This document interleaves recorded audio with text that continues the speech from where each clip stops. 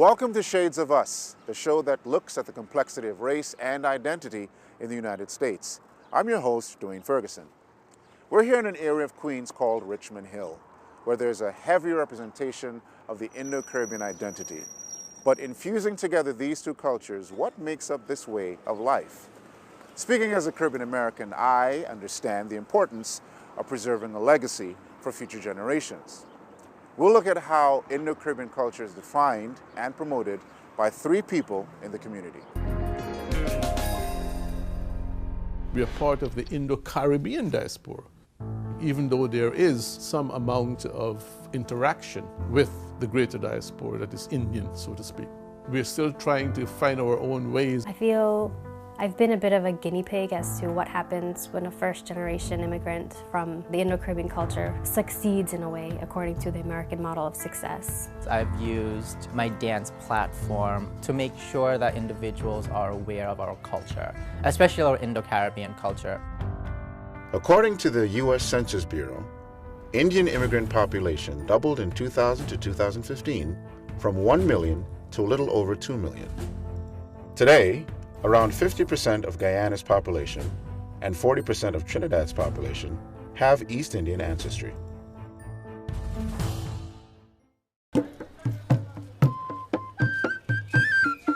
Inside, in their heads, they believe that one day India would open its arms and engulf all of them, take all of them back.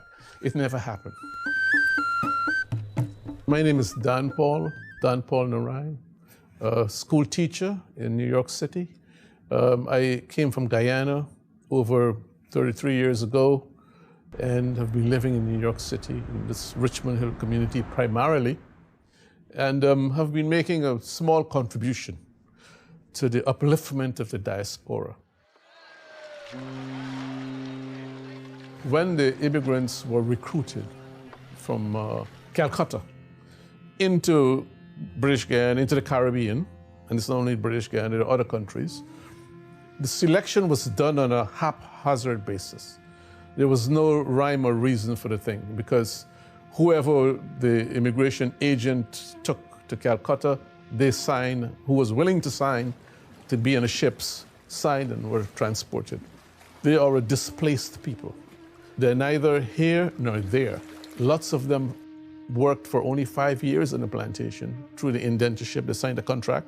After 5 years, they would have returned. Many returned, but came back to the Caribbean because they lost their caste. They were not entitled to own property over there or to inherit property over there. And they said, despite the evils of indentureship, we were comfortable with the arrangements, the societal arrangements in the Caribbean. In terms of identity in the Caribbean, people are saying, why do these races fight each other when they have so many things in common?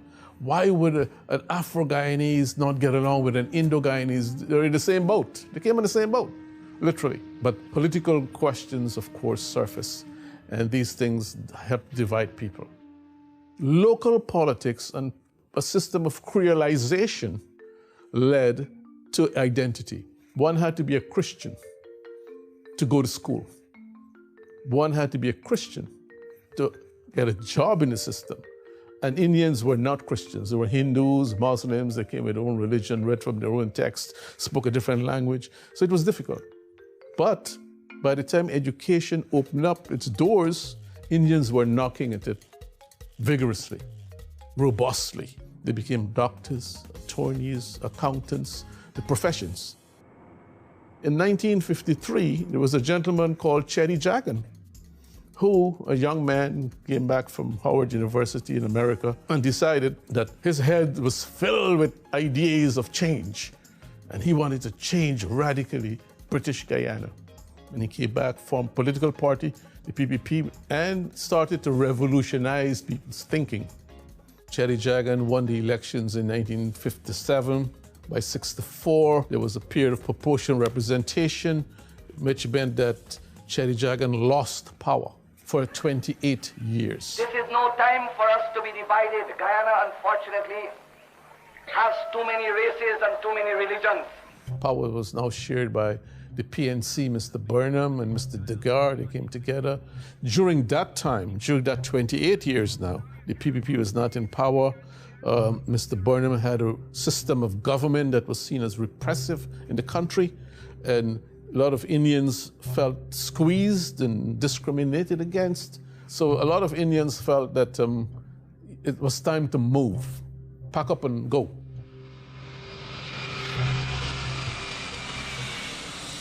A lot of them came to the United States of America. The first big wave of migration into the United States of America occurred in the 70s.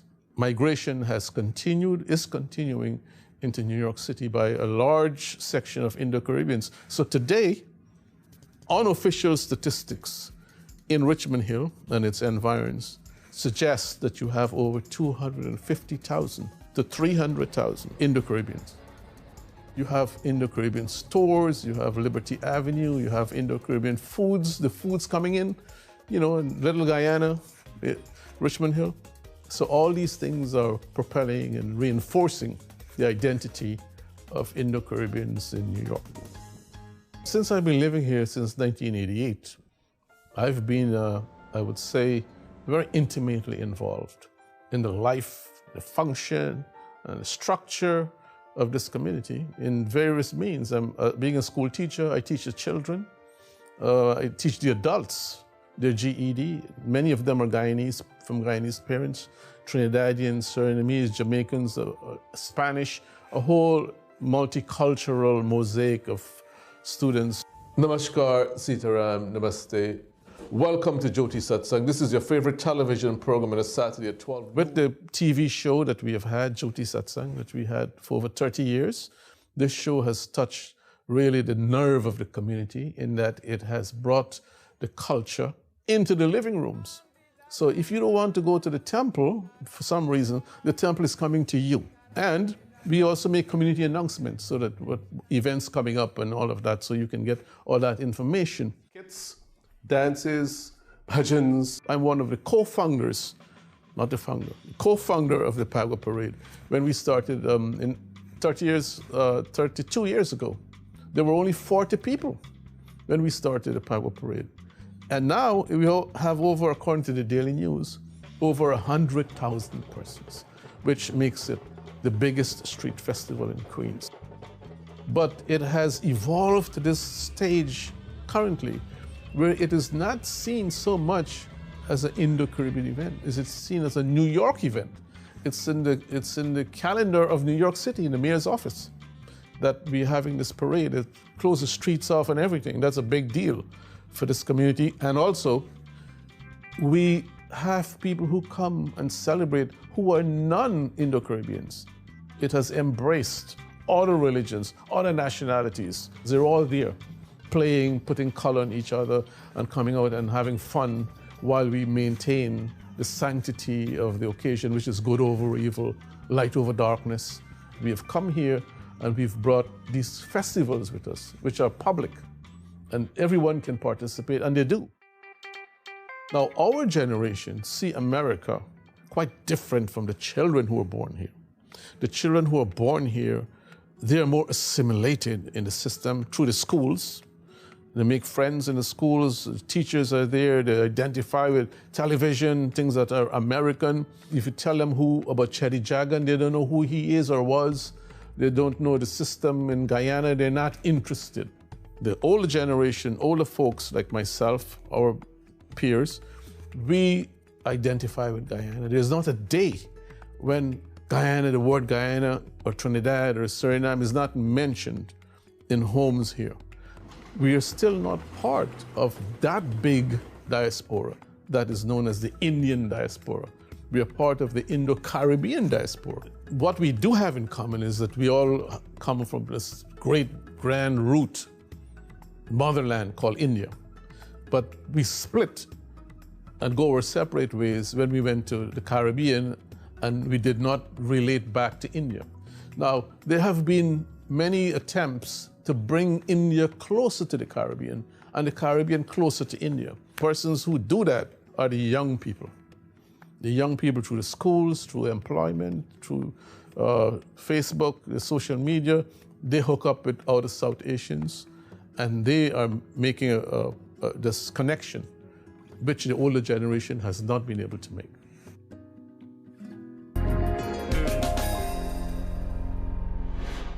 For as long as I can remember, I would pick up a camera and ask my dad questions or ask my grandmother questions about their life growing up. So it's always been a curiosity for me, especially knowing that when I would ask questions, they wouldn't have the answers. And they would always say, well, no one talked about it back then. My name is Suzanne Mahadeo. I am considered an Indo-Caribbean woman. My parents are Guyanese. My great-grandparents are from India. I was born and raised in Queens, New York, right here in Richmond Hill, South Ozone Park. I didn't realize that I was part of a different, let's say, culture to the mainstream until I went to college.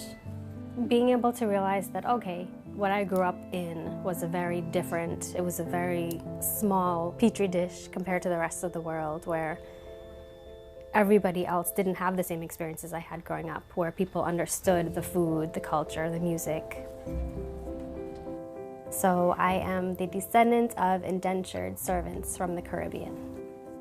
When my ancestors left India and they went to the Caribbean, by the time they were in the Caribbean, when my grandmother who was growing up, who was born in Guyana, she didn't really learn Hindi, and so she didn't pass that on really to my dad, who did not pass it on to me.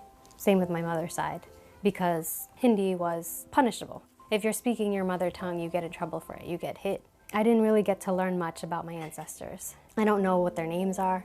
I don't know how old they were when they moved. I don't know any of the details of my ancestors from India, even though it was only, 3-4 generations ago. Even still, despite that, I still have a connection to them in my heart, in my bones, in my DNA. It was a long journey through traveling to realize that I taught in Thailand, China, Myanmar, and Honduras. In India is where I realized that I could not consider myself Indian. There was just a bit of a divide. I didn't necessarily feel welcomed home as I thought I would. But I did sit under the Bodhi tree where Siddhartha was enlightened, and that was an amazing experience. I went all across India. I started off in Calcutta. I went all the way to the desert, and then I went north. It's a very, very large country. When I did get to India, people did ask me, where is Guyana, and what is Guyana, and are you African? And when I had to explain, the history of well, my ancestors were from here, but then they went to the Caribbean. And then they kind of had it clicked, I think, in their head about indentureship, because I think there's a bit of an understanding as to what indentureship was. In my understanding, some people do take that as, oh, you left. They abandoned India. They abandoned the motherland in a way. So I felt a bit of rejection. I do think there is a difference between folks who come from South Asia to America directly versus people who come from the Caribbean to America, mostly in terms of class. And I would say that because many people who have come from South Asia do so with a visa for education, for work, for investments, things like that. Meanwhile, a lot of people, not all, but a lot of people who came from the Caribbean, including my own lineage, have come from the Caribbean as laborers who are trying to make a better life for themselves through things like family visas and things like that. So many people here in Queens especially, they look to India as though that's the motherland, that's, they see the Bollywood movies and that's heaven right there. In Queens, everybody knows who we are because that's all, we're just Guyanese. Are you Guyanese or are you Trinidadian? That was basically the thing. But when you're outside of that understanding, and no one knows who you are, and everyone asks, who are you, where do you come from, what is your face, basically, where does your face come from? Having to express and explain that whole situation, that story, time and time again, it does open up an opportunity as a fresh kind of blank slate to connect with people. So I have 2 children. Myra is 6, she was born in Mexico, and Bija is 3, she was born in Panama. After I had them, it was kind of difficult to have 2 little kids running around on my travels and everything, so came back to New York and we've been with my parents, which is a very common thing in the culture, to be able to have a multi-generational household. Sometimes people look at me and they think, oh, you live with your parents? Yes, my mom cooks really well, my dad cooks really well, takes care of them. I think of it as a blessing to be able to have that kind of experience. So when I came back to New York, I was asked to moderate the 100 years after indentureship had ended. At the Indian consulate, they were doing a commemoration event for it. So I was asked to moderate that. And from there, I kind of met folks who are with ICA. The ICA is the Indo-Caribbean Alliance. It was one of the first community organizations started by and run for the Indo-Caribbean community here in New York. They were started by 3 student members who were at Hunter, and they saw a gap where Indo-Caribbeans did not have the resources necessarily, did not have the visibility, did not have the political representation. One of the founders of the Indo-Caribbean Alliance had asked me if I'd want to interview for their director position, so I started working there. In the 8 months that I was there, we were able to do a lot, offering new cultural events, and we started like an Indo-Caribbean 101 workshop just to kind of talk about the history and the culture and things like that. Things that are now kind of coming into New York City curriculum, because if you look in the textbooks, you don't really see Indo-Caribbeans, even though it makes up, the 5th largest demographic in all of New York. It's not as though I wanted necessarily to be a spokesperson or to hold a mic for this community. I never intended for that to happen. Now I'm focusing more on, well, what can bring fulfillment? What is fulfillment? What exactly is it beyond all this material stuff that can make people, not just myself, but how exactly can I show others, Indo-Caribbean or not, how to find a sense of fulfillment in themselves and in their own personal journeys?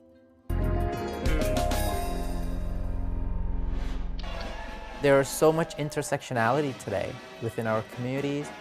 It's really important to make sure someone feels they're not alone. When you have an identity that with multiple layers, on top of my many identities, being a drag queen, being openly gay, and you can connect to someone on such a strong, deep level.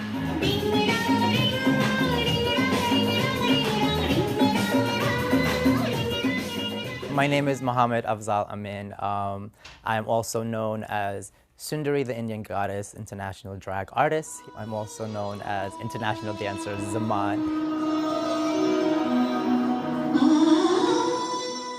My dancing really stems from the Indian culture, and where I'm a trained Kathak dancer, Bollywood.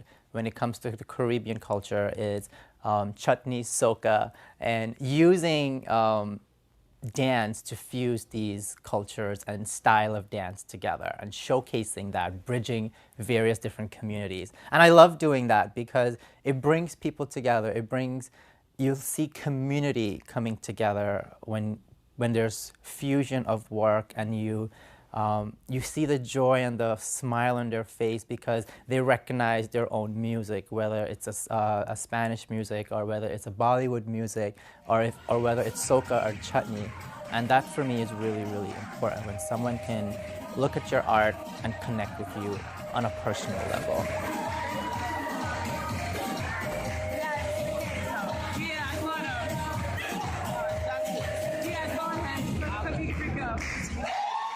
You can wear this by itself, or this one by itself, either or. I wear, I think it was another one I have. I wear it by itself now.